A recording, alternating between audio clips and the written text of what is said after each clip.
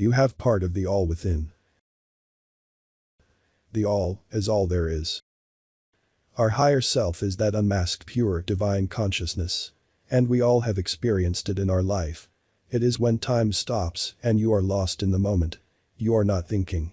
You are just experiencing. Have you ever been in love? That is it. That timeless moment of looking into the eyes of your lover. That is pure divine consciousness. It doesn't need your lover to be invoked. But love is the easiest way for us to experience it. It is when your humanity is paused for a moment. And all you are is pure and unconditioned consciousness. Love is the closest thing to it. But I have already given you the answer. It is when your mind stops that you experience this higher you. Our humanity is the biggest hindrance in unlocking our higher self. If you identify as a mere human, you close the doors to anything more than that.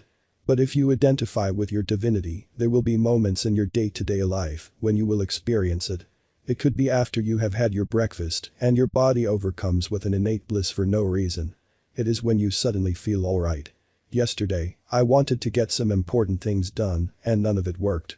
The point is, I was overcome with a sense of despair. But since I am now identifying with my divinity more so each day, that despair polarized into a sudden episode of bliss. When I said to myself, I am not dependent on this thing to happen. I am not dependent on anything in this existence. I transcend it all. So, I can never be bothered with these small inconveniences. And then it hit me. My body felt a certain bliss that is not explainable. All I can say is that I felt that there is really nothing that can harm me. I can live without everything I have.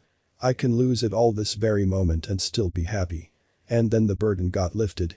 You see, our divinity is beyond mind. Your everyday mental story. And who you call yourself to be. You can only access it by rising above who are being. Detachment from this human existence is the key. We are not talking about going monk mode and go live on a mountain. It is about not being dependent on anything here. When you are depending on a thing, you become desperate. And suffering is inevitable. And fear of loss comes into play. And you end up losing that thing anyways. The paradox is, you don't lose a thing if you aren't overly attached to it. But if you hold something to be too important, you better believe it will make you suffer. In one way or another. This is when identifying as the source of it all saves you. This is when your identification with the divinity inside will be your salvation. Encourage this idea in your mind. When a problem comes, say it to yourself. I transcend this problem. I transcend this existence. This cannot bother me. I am beyond it. Put more presence in your day. See things without the filter of mind. For example, see a flower, but don't describe it mentally. Just look at it. Just gaze at the beautiful sunset without describing it mentally. Just soak in all the beauty with your divinity. Isn't this exactly what happens when you look at the person you love? Especially in the early days of the relationship. That person makes you forget about past and future. Essentially, time stops.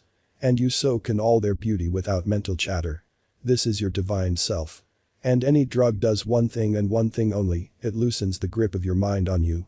And so, you have mystical and out of this world experiences. But that is still not pure consciousness.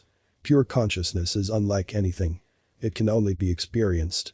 It cannot be explained. First love is so pure only because the mind is taken off guard. It is its first encounter with this pure consciousness. But after that, it gets conditioned that love can hurt. Thus, it will guard you against falling in love completely. Therefore, transcend your mind. If you crave the taste of that being within you, that fulfills you. Meditation is a beautiful tool to bring divinity to the foreground. It helps you observe your mind. So, you learn that you are not your mind. You are something more than just thoughts and mental chatter. What I have learned recently is this. We seek alignment with our divine self more than anything. This whole game of life is just the pursuit of us trying to find our true selves. That is our divinity. So, we seek love to find that divine moment. We seek pleasure to transcend mind. We do anything to fulfill ourselves, but it only does it for a few moments. And we are unfulfilled again. And so, the cycle continues. Till you find the real fulfillment, your higher self. Then you truly start enjoying life. Because now you move from fulfillment to more fulfillment. Unlike before, where you constantly oscillated between non-fulfillment and fulfillment. I do not like to quote religious texts because they have so much unnecessary baggage attached to them. But this one Bible verse really sums it up. Seek first the kingdom of heaven, and all these things shall be added on to you. So, seek within the divinity first and the world will be added on to you. Allow more of this pure consciousness in your life and less of mind. And I assure you, life will become more beautiful to say the least. The enjoyment in things will increase to the degree of your divinity's presence. Be detached and enjoy life from the unsullied lens of your divinity.